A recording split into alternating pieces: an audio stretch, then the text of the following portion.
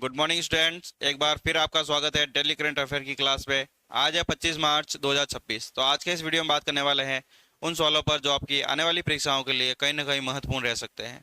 तो क्लास को पूरा देखना, मिस मत करना, क्योंकि आज की क्लास बहुत इंपॉर्टेंट रहने वाली है। तो चलिए शुरू करते हैं आज की क्लास। आज का पहला सवाल है, करुणा द पावर्स ऑफ कंपेंशन पुस्तक किसके लेखक कौन है? तो इस पुस्तक के लेखक कौन हो जाएंगे? Who is the author of Karuna the power of compassion? तो इस पुस्तक के लेखक रहेंगे ऑप्शन नंबर सी। कौन सा है? कैलाश सत्यार्थी के द्वारा लिखी गई है यह पुस्तक Karuna the power of compassion. Amartya Sen के बारे में बात करें तो इनकी इंपोर्टेंट बुक्स है poverty and famines, developments as freedoms, the idea of justice. ये तीन पुस्तकें हैं इनके द्वारा जो इंपॉर्टेंट है। सबसे इंपॉर्टेंट है डेवलपमेंट्स एज फ्रीडम्स, ये आपके एग्जाम में पूछी जाती है कहीं ना कहीं।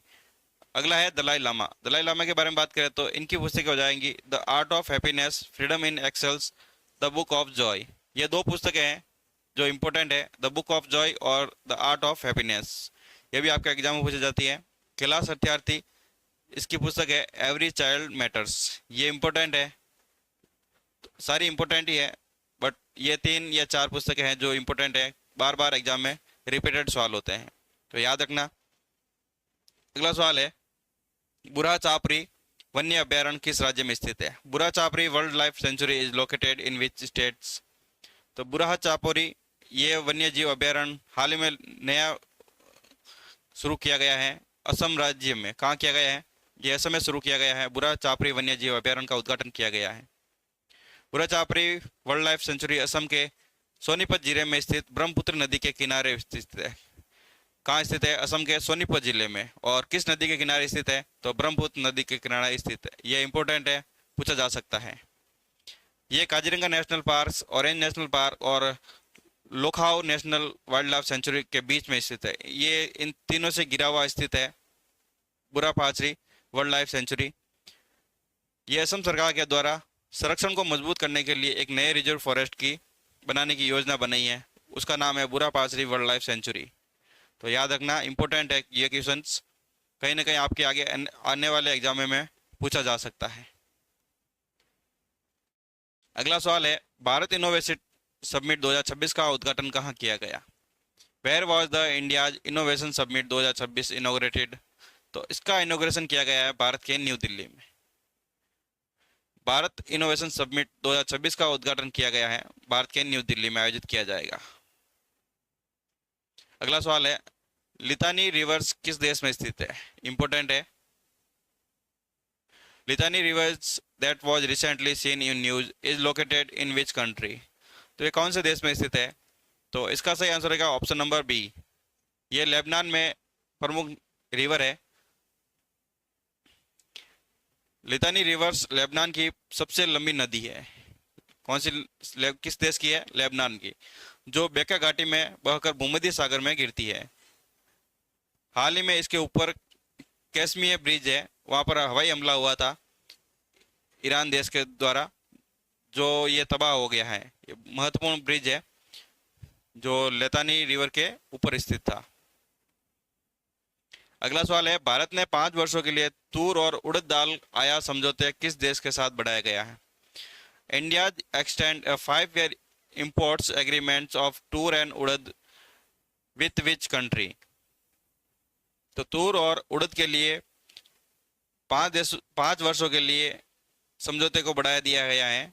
इसका सही आंसर रहेगा ऑप्शन नंबर ए, म्यांमार देश के साथ। किसके साथ? म्यांमार के साथ।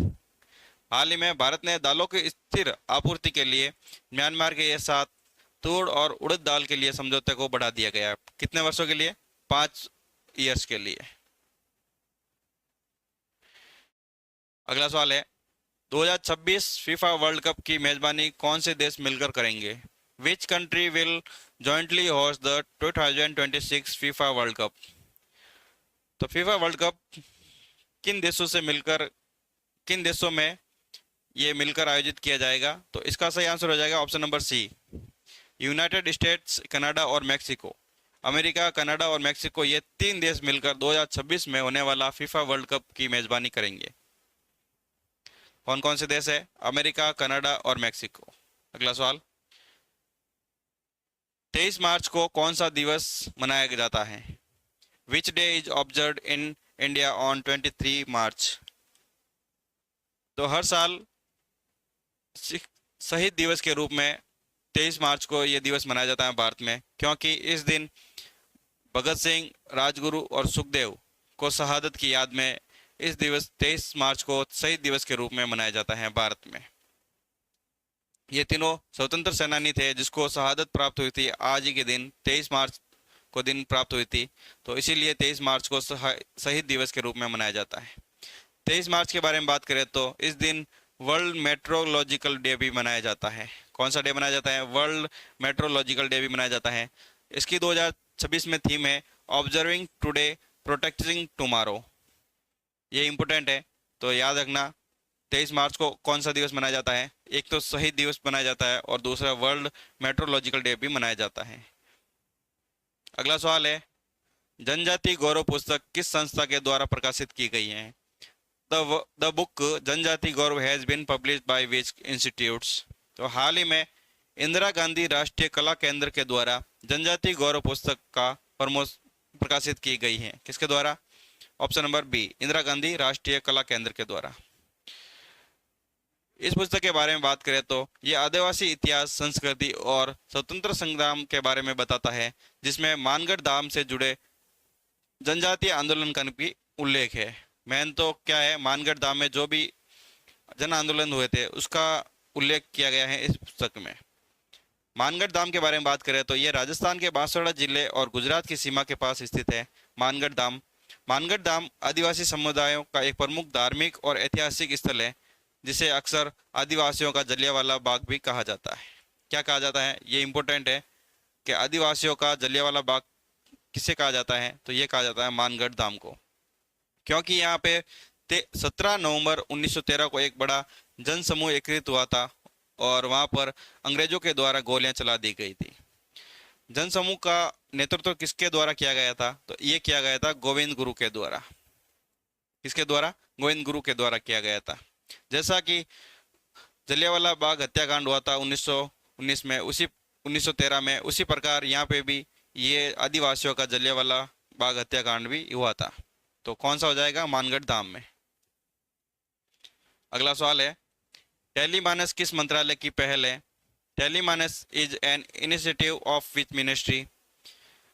तो टेलीमानस ये है स्वास्थ्य और परिवार कल्याण मंत्रालय के द्वारा एक शुरू की गई पहल है।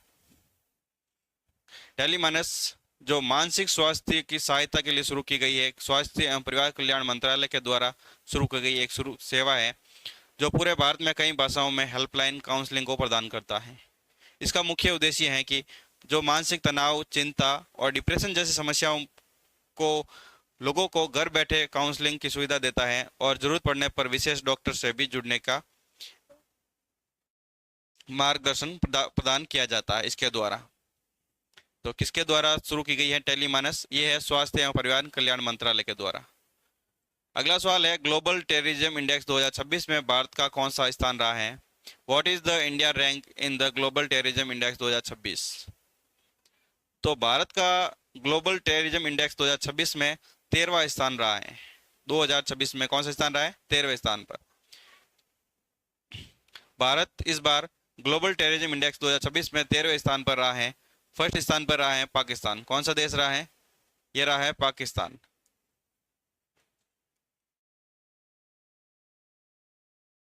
तो याद रखना कौन सा देश रहा है? पाकिस्तान। तो ठीक है, ये थे हमारे आज के मुख्य करंट अफेयर्स। अगर वीडियो पसंद आए हो तो लाइक शेयर सब्सक्राइब करके जाना और अपने दोस्तों के साथ भी शेयर करना। ऐसे ही डेली करंट अफेयर देखने के लिए हमारे YouTube channel current GK by DR को सब्सक्राइब करें। तो ठीक है, मिलते हैं अगली क्लास में मॉर्निंग 7 बजे। तब तक के लिए जय हिंद, जय भारत।